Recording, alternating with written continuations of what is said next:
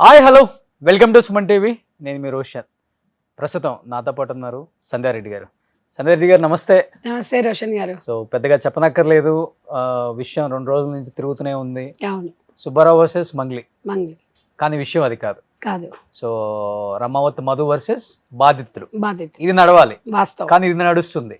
అవును. ఇక్కడ బలైపోయింది బాధితులు. అవును, అంటే చెప్పాలి అంటే ఏ మనిషి అయినా కానీ పుట్టేటప్పుడు ఏం ఎక్స్పెక్ట్ చేసి పుట్టడు. వాస్తవం. పుట్టిన తర్వాత మాత్రం అన్ని ఆశలే. అవును, ఎవరికైనా కానీ రూపాయి ఇస్తే 10 రూపాయలు వస్తుంది. అవును. బ్యాంక్ వాళ్ళు కూడా అంతే కదా, లోన్స్ ఇస్తే అంతే. కోటి ఇస్తే కోటి కట్టాలి. కోటి కట్టాల్సి హోమ్ లోన్స్ ఇక ఎవరు ఇవ్వరు. సేమ్ అంతే. సేమ్ అదే సో జరిగింది. మనుషులను తప్పు పట్టడానికి లేదు. కొంతమంది చదువు లేని వాళ్ళు అవును. ఏంటంటే సెలబ్రిటీలు మన వాళ్ళు కదా, మన మోసం community చేయరు చెందిన కదా వాళ్ళు అనేది కొంచెం అందుకు మన కమ్యూనిటీ బంజారా కమ్యూనిటీ ఓకే.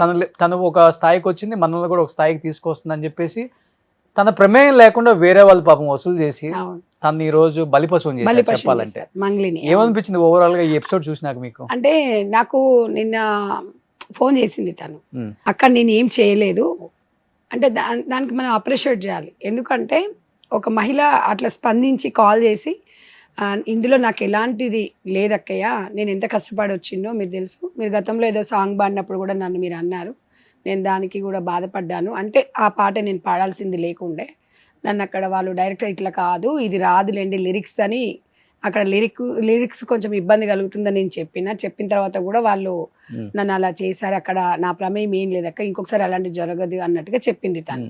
చెప్పేసి ఈ విషయం గురించి చెప్పినప్పుడు నేను అన్నాను, మరి ఇవాళ మీరు ఇలా చేశారు కదమ్మా, ఇప్పుడు మీరు చేయకుండొచ్చు కానీ బట్ ఇప్పుడు ఇక్కడ బ్లేమ్ అయింది ఎవరు, మీరే కదా అని నేను అడిగాను. అంటే నాకు అది ఒక్కటి పక్కన పెడితే కింద లకారాలతోని బ్యాడ్ కామెంట్స్ పెడుతుండ్రు, నాకు బాధగా ఉందక్క, మా ఫ్యామిలీ 2 ఆడపిల్లలు మేము చనిపోవాలని ఉంది అన్నప్పుడు కొంచెం బాధ అనిపించింది మహిళగా.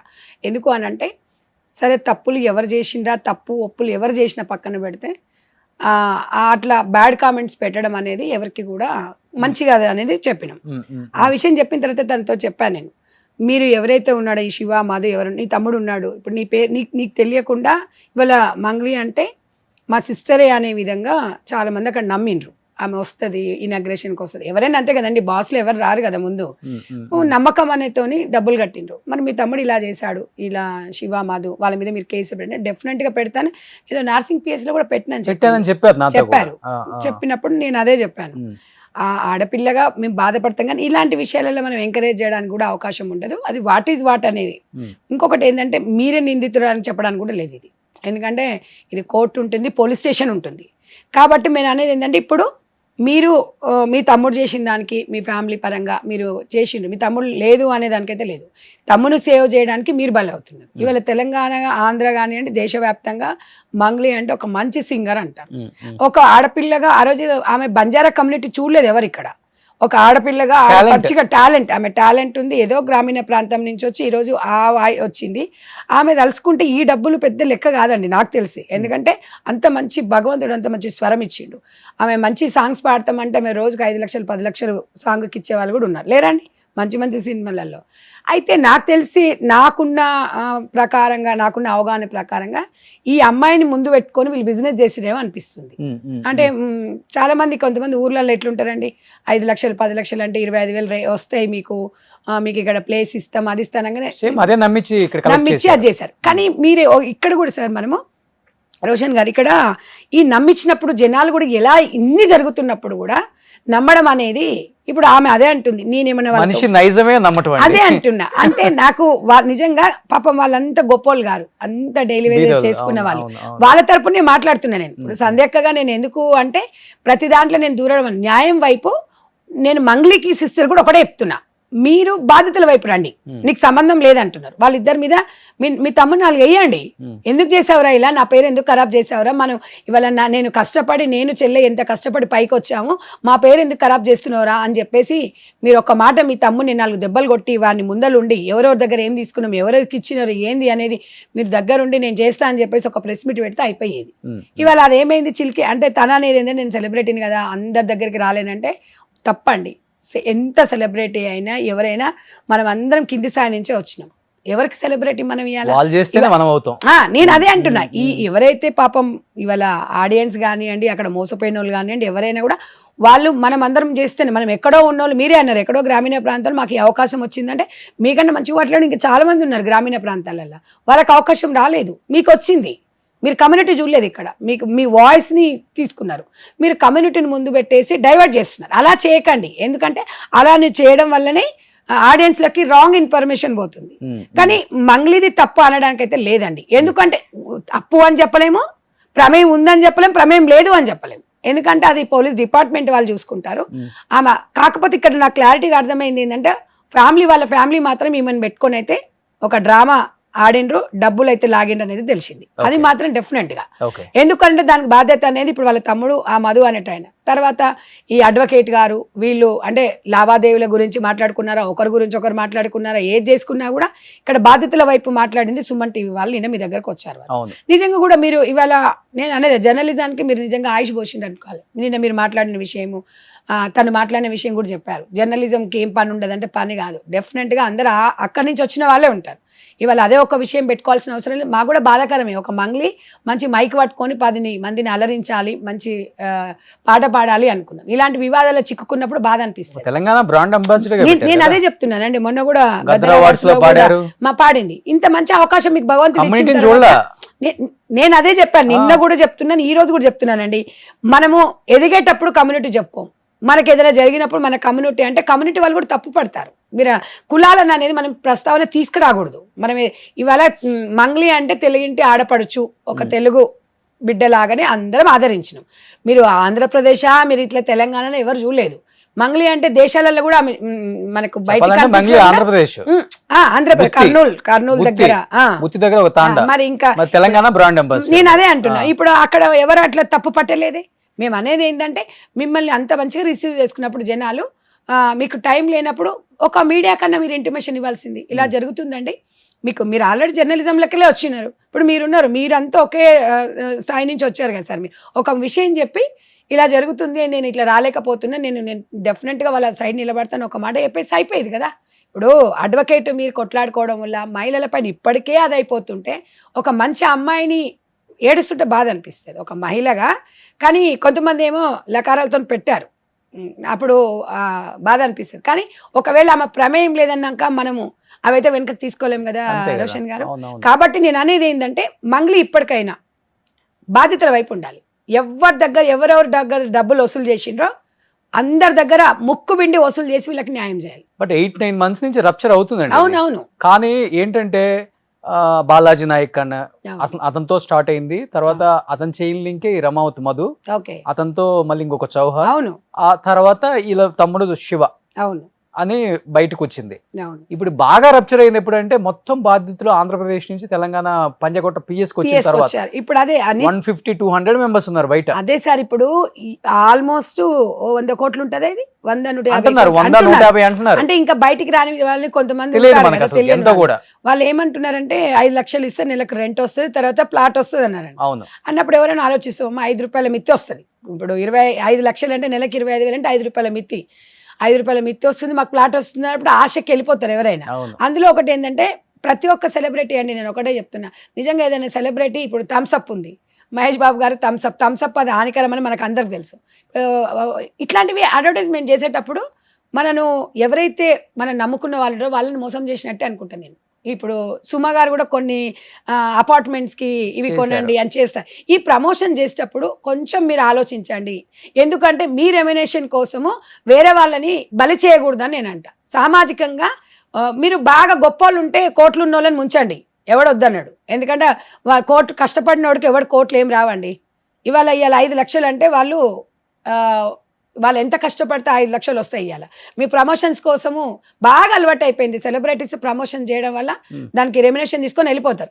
కానీ జనాలు మీరున్నారు, ఇప్పుడు సంధ్యకు ఉంది, ఒక అభిమానిగా నన్ను ఇష్టపడతారు, ఈమె కరెక్ట్గా మాట్లాడగలుగుతుంది, మాకు మంచి చేయగలుగుతుంది, ఒక నమ్మకం మన మీద పెట్టుకుని, ఆ నమ్మకాన్ని మనం ముమ్ము చేసినట్టే కదా.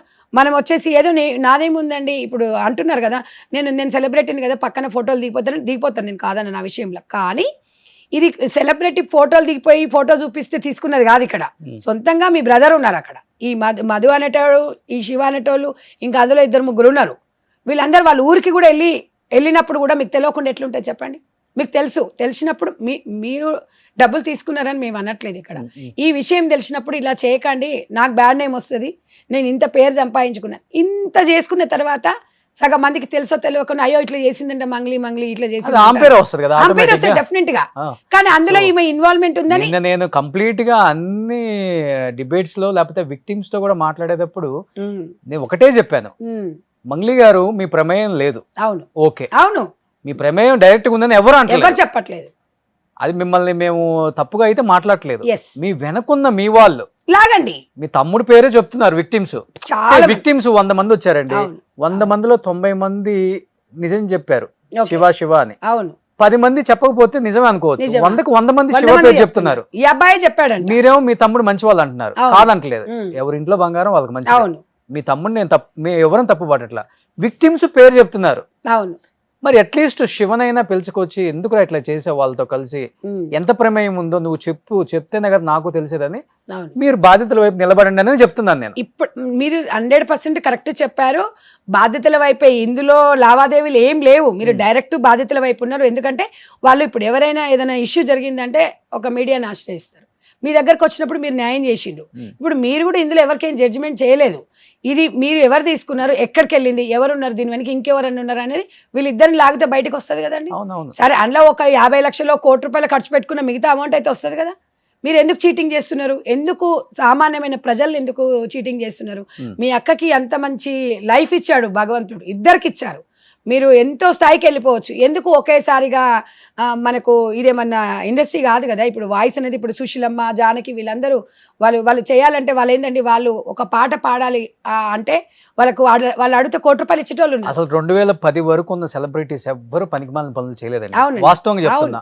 ఇంతకన్నా గొప్ప వాళ్ళకన్నా గొప్ప వీళ్ళు. ఒక జానకమ్మ, ఒక సుశీలమ్మ, ఒక ఎల్లారీశ్వరి అమ్మ, ఒక జిక్కి గారు, వీళ్ళకన్నా గొప్ప ఎవ్వరం కాదు కదా.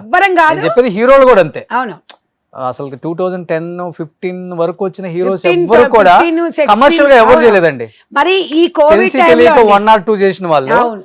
బట్ తెలంగాణ బైఫరికేషన్ తర్వాత, ఆంధ్ర తెలంగాణ తర్వాత ఎక్కువైపోయినాయి ప్రమోషన్స్ అని, సోషల్ మీడియా అని.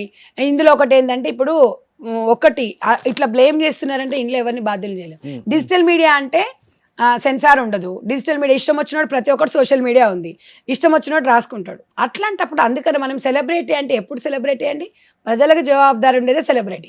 నేను చాలా బిజీగా ఉన్నాను, నేను అదిగా ఉన్నాను, నేను రాలేను, నేను అట్లీస్ట్ ఫోన్ ఉంది మనకి, ఫోన్లో మాట్లాడి చెప్పొచ్చు. ఇలాంటివి అట్లా స్పందించింది అనుకో మనిషికి ఒక ఊరట వస్తుంది.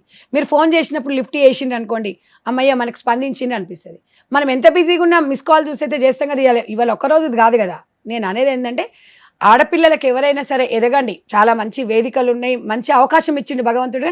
ఇవాళ వాళ్ళ బాధను చూస్తూ ఒక ఆమె అయితే పిల్ల పెళ్లి చేయాలనేది ఏడుస్తుంటే చాలా బాధ. ఒక అతను మేము తినక కూలికి పోయి మేము సంపాదించి ఇచ్చామండి అని అన్నప్పుడు బాధ అనిపిస్తుంది. ఒక అతను అయితే 25 లక్షలు పెట్టాడంట, ఏదో మా పిల్ల మీద బంగారం తీసి పెట్టేసి వచ్చినామని. ఇవన్నీ ఏమవుతుందంటే అవును. ఇంకొకటి ఏంటంటే ఇప్పుడు మీరు ఒక ప్రొడక్ట్ ఉంది మీ దగ్గర, దాన్ని నేను ప్రమోషన్ చేసి కమర్షియల్ గా డబ్బు చేసుకోవడం న్యాయం అది. కానీ అది కాదు, money laundering issue. Money laundering ED రావాలి, సిబిఐకి ఇవ్వాలి, అప్పుడే దొంగలు బయటకు వస్తారు. ఇప్పుడు అంత పెద్దోడైనా వాళ్ళే తీసుకొచ్చారు. అంత ఈజీగా మీద న్యాయం జరుగుతుందా అంటే చెప్పలేము. ఇప్పుడు ఇది కంప్లీట్ మనీ లాండరింగ్ ఇష్యూ.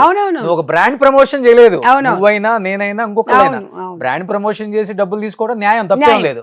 తనకి సేల్ కావాలి, కమర్షన్ కావాలి, బిజినెస్ కావాలి, అది అందరూ చేస్తున్నారు. అంటే ఇప్పుడు మనము కొంచెం మనీ తీసుకొని ప్రమోషన్ చేసిన వాళ్ళని కూడా కొంతమంది అబ్బా ఇది నిజమే ఉంటది అంటే నిజమే ఉంటుండొచ్చు, అదే అంటున్నా. అనుకున్నప్పుడు కొంతమంది మీ సెలబ్రిటీస్ నమ్మే వాళ్ళు ఉంటారు సార్, ఎవరైనా కొంతమంది ఉంటారు. అయితే మనం కూడా ఆచితూచి ఇప్పుడు మోసం చేసేటోడు ఎంత అదన్నప్పుడు మోసపోయేది కూడా మనది కూడా ఉంటుంది. కాబట్టి మనం కూడా కొంచెం జాగ్రత్తగా ఉండాలి. ఇప్పుడు ఎవరికి ఏమి ఇస్తున్నాము, ఎవరికేం అయిపోయిన తర్వాత ఇప్పుడు చేతులు కట్టుకుంటే లాభం ఏముంది, అన్ని చుట్లు తిరగడము, ఇప్పుడు అందరు అంతే కదా. పాపం ఇప్పుడు డబ్బు పోయింది, ఈ రోజు బాధ ఎంత. ఒక్కొక్కసారి కొంతమంది చాలా సున్నితంగా ఉంటారు, తిరగలేక అదైపోయిందని. దానికి ఎవరు సూత్రధారి చెప్పండి. ఇవాళ ఏది ఉన్నా కూడా మనం చూసుకోమా. ఇప్పుడు మన వెనక ఎవడు ఉన్నాడు, మన డ్రైవర్ ఎట్లా అంటాడు, మన పక్కన కూర్చున్నాడు ఎట్లా ఉంటాడు, మన పేరు చెప్పి మన దృష్టికి వచ్చినప్పుడు ఇమీడియట్గా ఖండించాలి. ఏ షూట్ ఉండనియండి, మీరు ఎవరు కమిట్మెంట్ ఉండనియండి, మీకు మించింది అయితే కాదు కదా. మేము ఇక్కడ వాడుతున్నాం అక్కడ వాడుతున్నాం, మేము ఈ ఫ్లైట్ దిగుతాం ఆ ఫ్లైట్. మీరు ఎక్కడో గ్రామీణ ప్రాంతాల్లో ఉన్న వ్యక్తులు ఇలా ఒక ఫ్లైట్ ఎక్కి ఫ్లైట్ దిగుతున్నారంటే భగవంతుడు మీకు ఒక వరం ఇచ్చిండు కదా. ఆ వరం ఎవరు? భగవంతుడు అంటే ఎవరు? ఈ ప్రజలే. వీళ్ళంటి వాళ్ళే నమ్మే కదా వాళ్ళు అది చేస్తున్నారు. ఒకరిద్దరు కాదు కదా, ఇది ఎవరో వెనుకుండి చేయించేది కూడా కాదు సార్. ఇక్కడ ఎవరో చేయించి ఆమె మీద ఏదో కుట్రతో చేయాల్సిన అవసరం కూడా లేదు. నేను అనేది ఏంటంటే మీరు ఇప్పటికైనా పాముగా వాడారు అంతే. పాపం ఆ అమ్మాయికి వాస్తవంగా తెలియకుండొచ్చు, మనం కూడా తెలియదు. ఒకవేళ తెలిసినా కూడా సరే బిజినెస్ చేసుకుంటున్నాను కూడా అనుకోవచ్చు, కానీ నిజంగానే చేస్తారు కదా. సరే నా తమ్ముళ్ళు ఎదగాలి, సరే మీరు ఏదైనా చేసుకుంటున్నారంటే మన దగ్గర ఉన్న పిల్లలు ఎదగాలనే కోరుకుంటాం, కానీ ఈ రకంగా చేస్తున్నాడా అనేది తెలుసుకోలేకపోయిందా అనేది కూడా ఒక క్వశ్చన్ మార్క్. కానీ మనం ఏదేమున్నా కూడా కొంచెం ఒక స్థాయికి వచ్చిన తర్వాత, ఇవాళ నేను ఒక సెలబ్రిటీని నా మీదనే వేస్తున్నారంటే సెలబ్రిటీ మీదనే వేస్తారు. సెలబ్రిటీ ఇప్పుడు మీ పేరు చెప్పారు కాబట్టి వాళ్ళు కొన్నారు, లేకపోతే వాళ్ళు ఎందుకు కొంటారండి? ఎవడో ఒకడు వచ్చి నేను చెప్తాను ఈ భూమి నాదేనండి మీరు కొనండి అంటే కొంటారండి? మీరు కొంటారు అంతే. ఎంత ఎదవలు ఎవరున్నారు ఇక్కడ, పిచ్చోళ్ళు ఎవరున్నారు? అలా మనము ఎస్కేప్ కాకూడదు. మీరు నిజమే నేను తప్పు చేయలేదు, నేను బాధ్యురాలి కాదు, బాధ్యురాలని కూడా మనం అనకూడదు. మేము నిన్న మీరు అలాగే చెప్పారు, మేము కూడా చెప్తున్నాం. ఒక ఆడపిల్లగా మీరు ఎదగండి, కానీ మీరు ఇట్లా బాధపడుతున్నప్పుడు ఏడుస్తున్నప్పుడు ఏడవలసిన అవసరం లేదు. మీరు జాగ్రత్త పడితే బాగుండేది కదా అనేది 100% ఇవాళ మీకు అండగా ఉంటాం. నేను చెప్తున్నానండి, సుమన్ టీవీ ద్వారా చెప్తున్నా, మంగళికి నేను అండగా ఉంటా. బాధ్యతల వైపు మంగళి గారిని ఉండమనండి, నేను కూడా బాధ్యతల వైపు ఉంటా. మన ఇద్దరం ఉందాం రండి, మనతో పాటు ఇంకా నలుగురు వస్తారు. ఎవడెవడు ఈ పెద్ద పెద్ద తలకాయలు ఉంటాయి, ఎవడెవడు తీసుకున్నాడు. ఇప్పుడు మనీ ల్యాండింగ్ అనేది చైన్ సిస్టమ్ ఉంటుంది. ఎవడెవడి దగ్గర పోయింది అనేది, సరే ఒక 5 లక్షలు తీసుకున్నాడికి 1 లక్ష పోయినా 4 లక్షలన్న వాడికి ఇవ్వాల్సిన పరిస్థితి అయితే మనది ఉంది కదా. ఆ బాధ్యత మనం తీసుకోవాలి కదా. నాకు సంబంధం లేదు అని చెప్పేసి మీ ఇద్దరు ఎవరైతే ఉన్నారో ఆ మధు శివ ఎవరో కూర్చోబెట్టేసేయండి అంతే. అప్పుడు 100% మిమ్మల్ని నమ్ముతారు. కానీ గవర్నమెంట్స్ కూడా కొన్ని యాక్షన్స్ తీసుకోవాలి. వాస్తవంగా చెప్పాలంటే నిన్న ఈ వీడియో అంటే ఇది టెలికాస్ట్ అయిన తర్వాత నారా లోకేష్ గారు మాట్లాడారు, చాలా మంచిది, విక్టిమ్స్ కి న్యాయం జరగాలి, అందరూ ఆంధ్రప్రదేశ్ వాళ్ళే కొంతమంది దాంట్లో, డెఫినెట్ గా హోమ్ మినిస్టర్ గారిని కలవండి, నేను ఇన్ఫార్మ్ చేస్తాను రోషన్ అన్నారు నాకు. నిజంగా చాలా గ్రేట్ అనిపించింది, ఎందుకంటే అంత బిజీగా ఉండే ఒక పొలిటీషియన్, అమరావతి క్యాపిటల్ అనౌన్స్ అయిపోయి రకరకాల బిజీగా ఉండే ఒక వ్యక్తి, మంత్రి అంటే మంత్రితో పాటు సీఎం కొడుకు అన్ని చక్కదిద్దుకోవాల్సిన అవసరం కూడా తనకుంది. ఇప్పుడు కొత్తగా ఎమ్మెల్యేలు అయిన వాళ్ళు, మంత్రులు అయిన వాళ్ళే అసలు గెలిచిన తర్వాత వాళ్ళు బిల్డప్ చెప్పలేము మనం. అసలు బిజీగా ఉన్నామని మెసేజ్ పెడతారు, మనం ఒక కాల్ చేస్తే సాయంత్రానికి లిఫ్ట్ చేస్తారు. వాళ్ళని అసలు వాళ్ళ హడావుడి, వాళ్ళ బిల్డప్ చాలా చూసాం మనం. కానీ లోకేష్ గారు హ్యాట్సప్ అండి ఆయనకి. ఆ చూసిన 6 నిమిషాలలో నాకు మెసేజ్ చేశారండి. 6 నిమిషాలలో 6 minutes లో ఆయన ఎంత బిజీగా ఉంటారు నాకు అనిపించింది.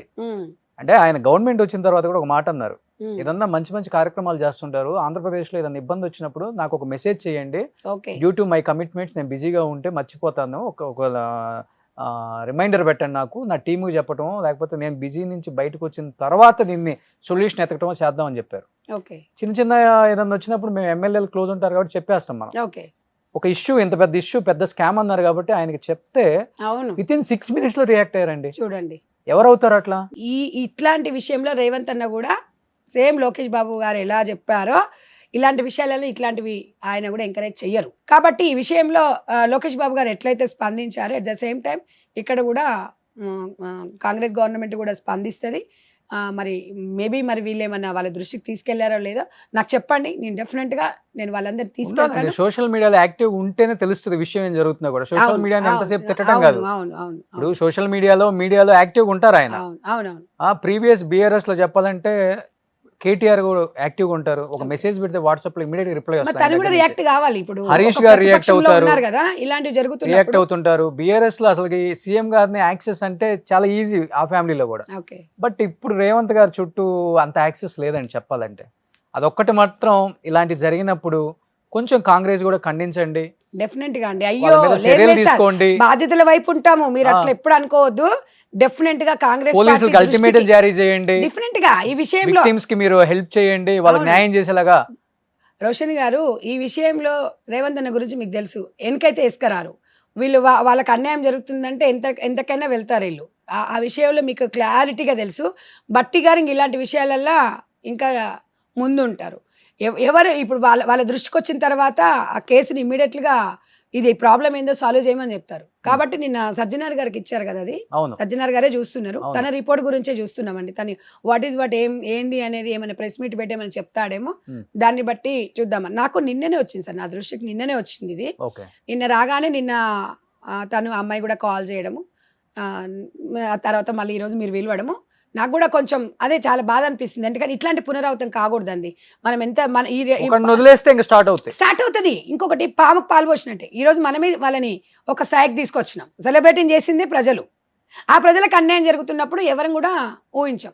నేను అనేది ఒకటే అండి, సెలబ్రిటీ అంటే అనే అహంకారం తీసేయాలి. మనం ఎవరమైనా, మనం ఎంత ఎత్తికెదిగినా కూడా ఒదిగి ఉండాలి. పబ్లిక్లోకి వస్తే తప్పే ఉంది చెప్పండి? అంటే కనిపించొద్దా? సెలబ్రిటీ అంటే ఏమన్నా స్పెషల్గా అయితే ఉండదు. సో అది ఎందుకు? ఇవాళ ఎవరమైనా కూడా అవసరం ఉందనుకుంటే ఎక్కడైనా మనం వెళ్ళాల్సి వస్తుంది. మనం అవసరం అనుకుంటే కారు కాదు, ఆటో పోవాలి, మనం కావాలంటే ఇట్లా 2 వీలర్ మీద కూడా పోవాలి. అదే కదా ప్రజలకు కావాల్సింది. మనకు ప్రజలు మనకు ఒక పదవి ఇవ్వగానే మనం సెలబ్రేట్ అయిపోతే కాళ్ళ మీద కాలేసుకొని కూర్చోవడం అనేది అది ఎంతవరకు లైఫ్ లాంగ్ ఉండదు. జీవితంలో స్థిరంగా ఉండాలి. పదవులే అవసరం లేదండి. ఏదైనా ఖండించాలి, ఏదైనా మాటల పదవులు అవసరమా? మన స్థాయి కాదేమో కానీ మనకు తెలిసింది చెప్పండి. డెఫినెట్గా అండి వీళ్ళకి మాత్రం న్యాయం జరగాలి. మంగ్లీ సిస్టర్కి మీ సుమన్ టీవీ ద్వారా చెప్తున్నా, 100% బాధితుల వైపు రండి. మీరు ఒక ప్రెస్ మీట్ పెట్టేసి ఏడవలసిన అవసరం లేదు. నీ తమ్ముడైనా ఎవరైనా బయటకు తీయండి మీరు. ఎందుకంటే ఇప్పుడు మీ పరవే పోతున్నప్పుడు, మీ మీద బాధపడుతున్నప్పుడు, మీ మీద ఇంతమంది బ్యాడ్ కామెంట్స్ పెడుతున్నప్పుడు ఇవన్నీ కారణం ఎవరు? నీ ఫ్యామిలీనే కదా. నీ తమ్మునికి సంబంధం లేదు అని ఎలా అనడానికి ఆస్కారం లేదు. ఎందుకంటే ఆస్కారం లేదు, ప్లస్ అక్కడున్న బాధ్యతలు చెప్తున్నారు. మీకుందని వాళ్ళు కూడా చెప్పారు. మంగ్లీ ఎప్పుడన్నా మాట్లాడలేదు, ఆమె ఏమన్నా మీతో ఫోన్లో మాట్లాడిందంటే మాట్లాడలేదన్నారు. మేడం వస్తుంది, మంగ్లీ గారు వస్తారు, ఇనాగ్రేషన్కి వస్తారని వాళ్ళు చెప్పినారని క్లియర్గా చెప్తున్నారు. వాళ్ళైతే చెప్పరు కదండి, వాళ్ళైతే అబద్ధాలు చెప్పరు కదా. వాళ్ళు ఎందుకు అబద్ధాలు చెప్తారు? ఒకవేళ అబద్ధం చెప్తే డైరెక్ట్ ఆమె కూడా ఉందని చెప్తారు. పాపం వాళ్ళు కరెక్ట్ చెప్తున్నారు, ఆమెకు సంబంధం లేదని వాళ్ళు చెప్తున్నారు, మనం కూడా చెప్తున్నాం. నేను అనేది ఏంటంటే ఈ విషయంలో సమన్వయం పాటించి మంగ్లీ బయటకు వచ్చి వీళ్ళ వైపు నిలబడ్డప్పుడే ఇది సుఖాంతం. మీరు కూడా లాస్ట్ అండ్ ఫైనల్ గా చెప్తున్నాను, కొంచెం రేవంత్ రెడ్డి గారి దృష్టికి ఈ విషయం తీసుకెళ్ళండి.